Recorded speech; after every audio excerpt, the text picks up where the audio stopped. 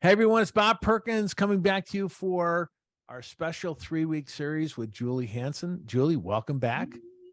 Thank you. Glad to be back here. I mentioned last week, author of Look Me in the Eye. You're here for the first Know Your Buyer podcast. Last week, Julie talked about the importance of reading body language on video. This week, to help us to get to know our buyer better, you're going to talk about active listening, which is really, really important. So share your tip, please. Absolutely. Well, yes, there was a study done by Deloitte, I think, and it found it asked thousands of buyers in different industries, what was the one thing someone could do, a salesperson could do to build trust? And they said, listen. So obviously, very, very important. What a lot of people don't realize is active listening on camera is much different than in person. Because here's the thing, if you were sitting across from me and we were having coffee and you were pouring your heart out to me and I was looking like this, you'd probably think, gee, Julie, are you listening? Do you care? Right. We've had this ingrained in our brains since we were babies that if someone's looking at me, they hear me, they see me, they're paying attention. And we spend a lot of time on virtual meetings talking and having people, looking at their screen, listening. And I know salespeople are, they're like, I'm listening really hard. I know you are. That's part of our job, right? That's why we get in this business, because we care. However, if your customer doesn't observe that, it doesn't feel like it. And, sales is, more about emotion sometimes than logic. So we can't say, well, it's logical. They know I'm looking at you on the screen because they're not going to bother to give you an excuse, right? They only know how it feels.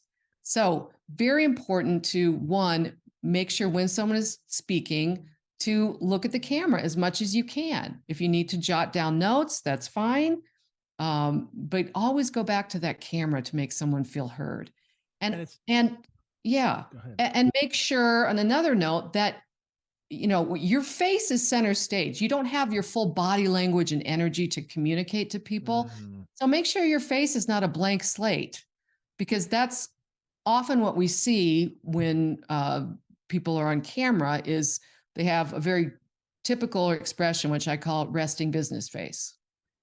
My tendency, and I'm going to do it right now, my tendency is to look down. I'm not looking at the camera. And I'm talking to you, Julie. I had a tough week and, I got out to play golf. I had one of the worst rounds. You're looking at the camera, but it looks like you are so active listening about how bad of a golf round I had.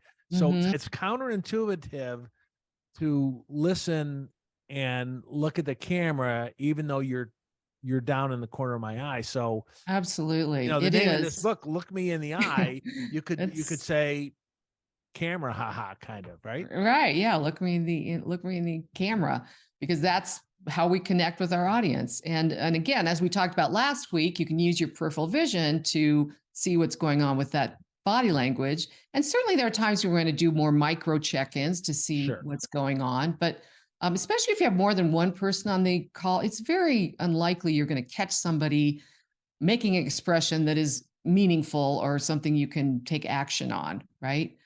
I would say we have to develop more confidence in sales and just understand that, if we said something positive, people are probably thinking, oh, that's good.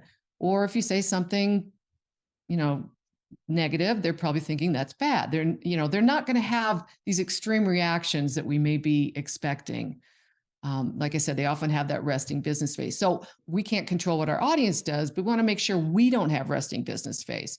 I often review calls for sellers and their virtual recordings.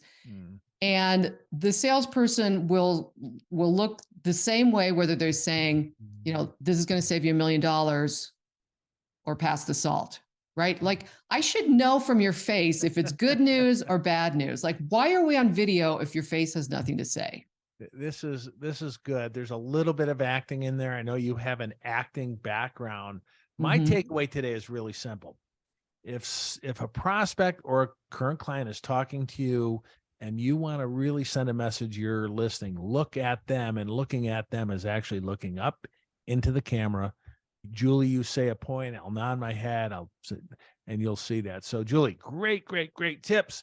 Next week, Awesome. go ahead. Yeah, awesome. Yeah, next week we're going to talk about how to engage prospects and buyers, especially when you have more than one person, that challenge virtually. Engaging, it's so important. And a lot of times we're on Zoom with 3 or 4 people on the other side. So Julie, can't wait till next week. Thanks for joining us. Right. Come on back Thank next you. Monday. Bob Perkins with Crystal Knows. First Know Your Buyer. See you in a week.